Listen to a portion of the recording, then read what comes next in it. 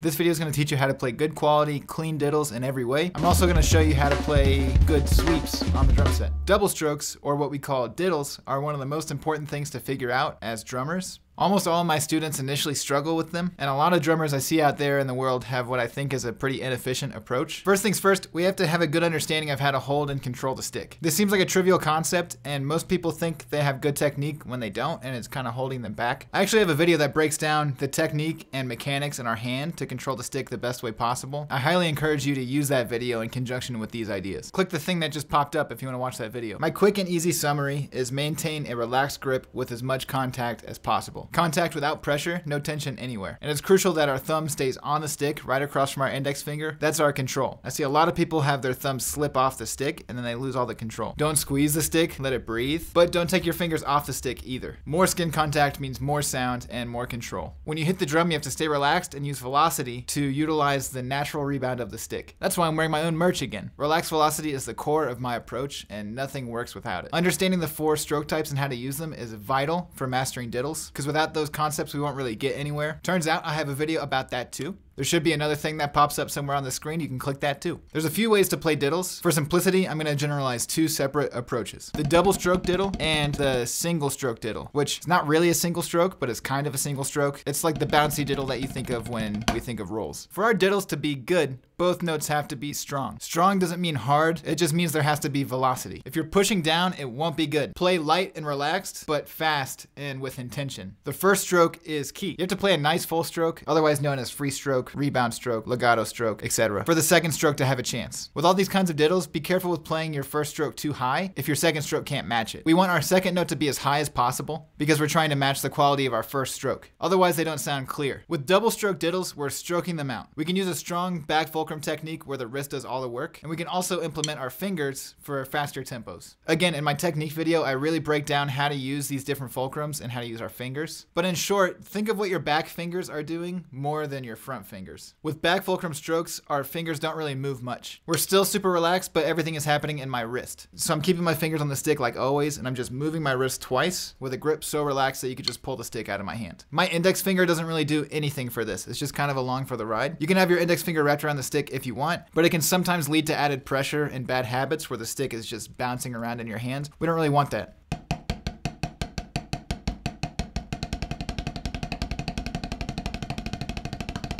When we're using our fingers, we're still using our wrists, but we're moving our fulcrum up our hand a little bit. My fulcrum generally sits in the middle of my hand. You can use the front fulcrum. There's no rules, but I recommend trying the middle fulcrum if you're still developing your hands. To me, it's stronger, clearer, and way easier to be relaxed all the time. From here, we use the rebound from our first stroke to open up our hand a little bit. Fingers always on the stick. Then we use our fingers to kind of bounce the stick like an upside down dribble. So it's kind of like opening and closing our hand, but not really. For this to work, we have to maintain velocity. Just like bouncing a basketball, if we don't maintain the velocity or the speed, everything just falls apart. To develop these more open double stroke diddles, there's 2 simple exercises that we can use. One that I know as Irish Spring and one that I know as Hugga Dugga Burr. But these are like very stock exercises that everybody plays, and they might be called something different for you. Irish Spring is good for our diddle quality because it emphasizes the downbeat, which ends up being our second note.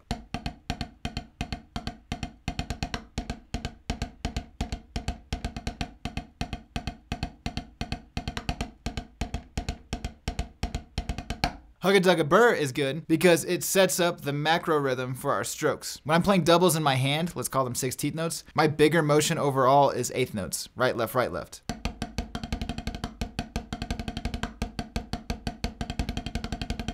So if I get really comfortable moving the sticks like this and not stopping the motion, then as I start throwing in doubles, I'm not going to slow down or speed up too much. So use those 2 exercises to really build up your muscles and quality. Use a metronome and really push yourself. Start slow to really get the motion and the clarity, but then start bumping up the tempo. Find your ceiling where it stops sounding good, and then try to push it a little bit farther. When things start to get really shaky, then you could back it off, but keep pushing your threshold. When things start getting fast, we don't have time to do 2 strokes anymore. This is where we use that single stroke kind of bouncy diddle. This concept isn't too different from using our fingers, except we leave it up to physics and the sticks and our hands to do all the work instead of our brains for any sort of input. This is kind of like a full stroke, downstroke all in one nice little package. Kind of like using our fingers, the full stroke is our input, which opens up our hand a little bit, and the downstroke happens with our fingers and the rebound of the stick on its own. So as I put the energy into the drum just one time, I'm leaving my fingers on the stick to give me 2 notes.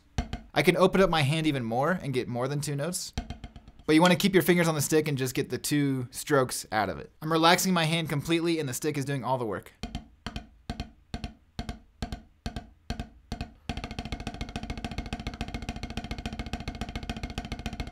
I see most people squeeze the front fulcrum to make this happen. In fact, a lot of teachers will tell you to do this, but I'm here to say that you don't have to do this. And in my opinion, it's much more effective to keep your whole hand relaxed and all your fingers on the stick. Think of it like a 0 grip. We aren't squeezing anything. I can do this with just my front fingers and get a similar result. And the harder I squeeze, the tighter the diddle. But the sound quality and the control are severely lacking. And remember, anytime we're squeezing the stick in any way, we're killing the natural reverberation of the wood, which makes us not sound good. Plus, absorbing the vibration into your hands is not really good for you. Okay, here's a touchy subject real quick.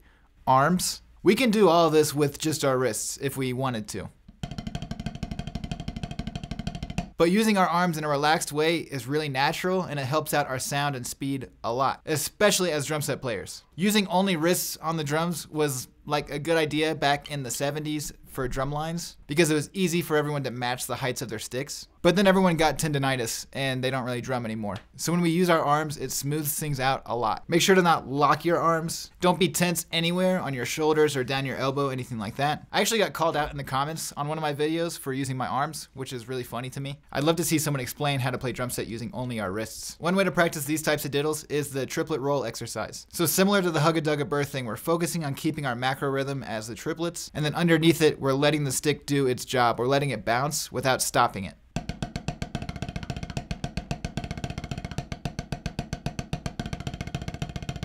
So what's really important about this exercise is that we maintain the same hand speed and we maintain the same velocity from when we're doing our check pattern of triplets to our roll. You might want to slow your hands down. You might want to play harder or softer. Try not to do any of those things. Keep everything else the same. The only thing we're changing is our approach in our hands. When I'm playing the check, I go from having everything nice back fulcrum, and then when I play the roll, I'm letting my fingers move with the stick a little bit. That's it. So let's talk about how to do sweeps or scrapes on the drum set.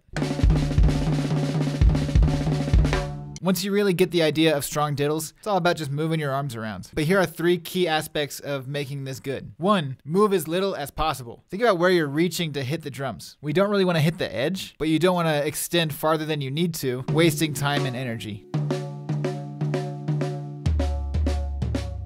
2, use your arm. Here I go again, but literally there's no way to do this without using your arms. I mean, if you can do this with just your wrists, like, good for you. I hope you have good health insurance. Seriously though, it gives us the power to get through both strokes, and we literally need to use it to move from drum to drum. With this though, we need to move our arm while we're playing the diddle. We can't move and play separately. It's gotta be one motion. And then 3, similar to what I just said, don't stop your movement. This is another fluidity concept, something I talk about in almost every video. But if we stop our movement for even the slightest hesitation, all is lost. So when we're going really slow, we're going to stroke out each diddle using our double stroke kind of ideas. As we go faster, it turns into the next idea, where both strokes happen in one go.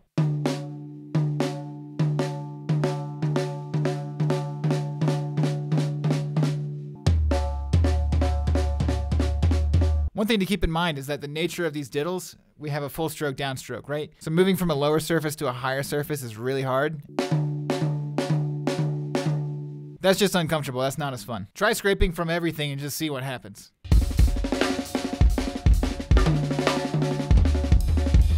I like to keep my left hand on my snare or my hats so I can fill in the space between the strokes. I also use my foot a bit on the bass. You can scrape with both hands at the same time. Doesn't really sound good or useful. I only do it once in a while if I'm like trying to show off during a fill. Alright, well I hope you found this little guide for diddles and scrapes useful. If you liked it, please subscribe, hit the like button, leave a comment. I got new videos coming out every week. Also hit the description for links to my website for lessons. We got Relaxed Philosophy merch. There's also links to my socials and my music down there. Alright, see ya.